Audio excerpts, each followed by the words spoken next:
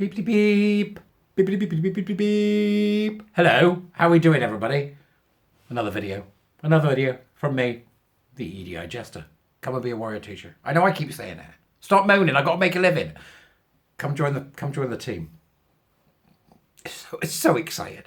Come join the team. All right, okay, I'm not going to say any more about that. I've been moaning, right? I moaned the other day, right? Stop centering these fucking men, right? Do you remember I said that? I'm saying right again, aren't I? Do you remember I said that when you're seeing, feedback taking place on the tubes? Barry, stop saying right. Right. No, stop saying right. Okay, I got it, right. Stop saying right. Centering these men. I said, stop centering these men. Let's talk about the trans widows and the children. Let's talk about the women that have been harmed by these men. However, now I'm going to do exactly what I said I wasn't going to do, and I'm going to center one of these men. You can't escape it, can you? But I am centering this man for condemnation, not for their affirmation, which they can't get anyway because they're dead. Now, Jan Morris obituary, offensive, says Royal Society of Literature. God. That must involve sandwiches with the crusts cut off. It must, mustn't it? The Royal Society for Literature. That's got to involve sandwiches with the crusts cut off. Jan Morris obituary, right? In the Times, Friday, February the 16th. The country's leading literary society. Are they captured? Does anybody know anything about the Royal Society for Literature, which comes with the sandwiches with the crusts cut off? Does anybody know anything about the people that run? I just got this vision in my head. I just get sandwiches and ginger pop.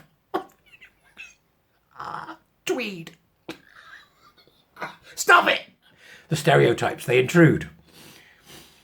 The country's leading literary society has been plunged into a gender-censoring row after it accused Jan Morris's friend and biographer of offending the sex change pioneer and wider trans community. He's dead. He's dead. How much offence do you think he's taken? Bearing in mind, offence is taken, not given. You're not responsible for if somebody else is offended. People say to me, I'm offended. I say, so fucking what? What do you want me to do? Can I get you a sandwich with the crusts cut off? Right.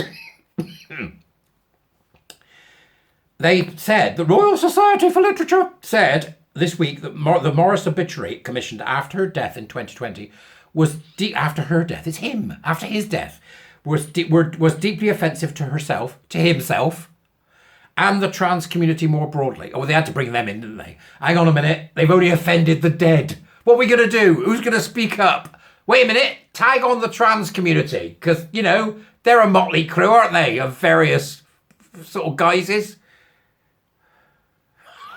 Just add them in. Got it. Right. Who am I sending it to? Everybody will listen.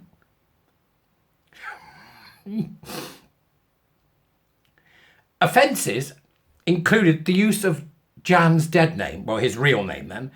James, that's his name. His real name was James. It was James Morris the man, by the way.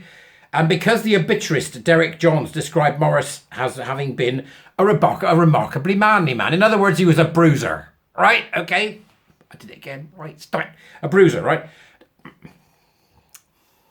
Morris, the renowned travel writer, historian, and journalist who chronicled the first successful attempt on Everest, was born male, obviously, James, in 1926, and in 1972 emerged from gender reassignment surgery in Morocco as Jan. On Friday, Johns, who was Morrison's friend and agent for 20 years, denounced the claims by the society director, Molly Rosenberg, that his obituary had been offensive to him. Says her here. Molly Rosenberg. Weren't they executed for being spies? No. Confusion. See, pattern mismatch. Back off. In a joint statement to the Times, Johns and Maggie Ferguson, the former society director who had commissioned the obituary, said they deeply resent Molly Rosenberg impugning their professional integrity and strongly dispute her claims. This is such a middle class fight. Over sandwiches with no crusts, they added, John has been Jan Morris's friend and agent for 20 years, had written an affectionate book about him, says her here, and would never have written anything he would have found insulting. It says she here. Stop it. The Times, what are you doing?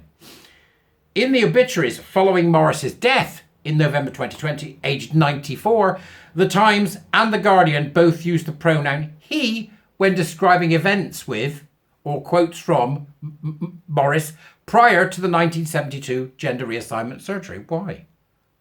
Why? This is the lie.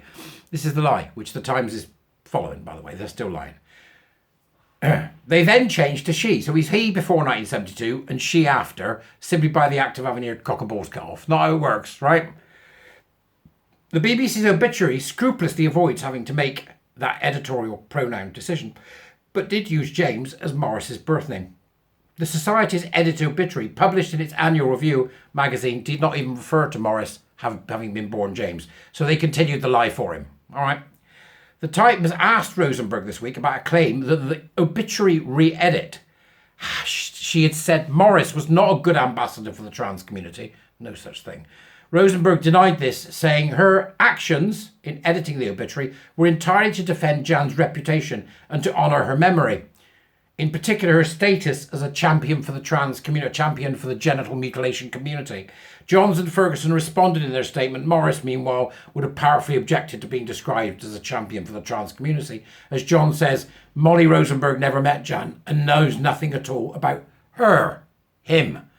The row comes as the Charity Commission confirmed that on Thursday evening, the Society had referred itself to it for investigation. Several leading writers, including Ian McEwan and Alan Hollinghurst, this week said the Commission should investigate the Society's attempt to censor an article about Israel and Palestine because of sensitivities. Go read the rest. See what this nonsense does? It perverts everything. That's the Royal Society for Literature.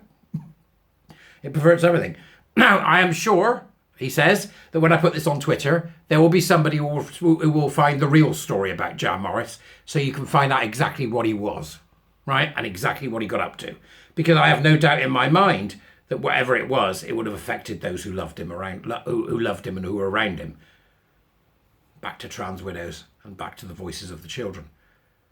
The kind of history that Jan Morris has made for himself, because he was James, the Times of history, the media has whipped up around him after the 1972 medical experiment, bears no resemblance to the truth, I'll guarantee it.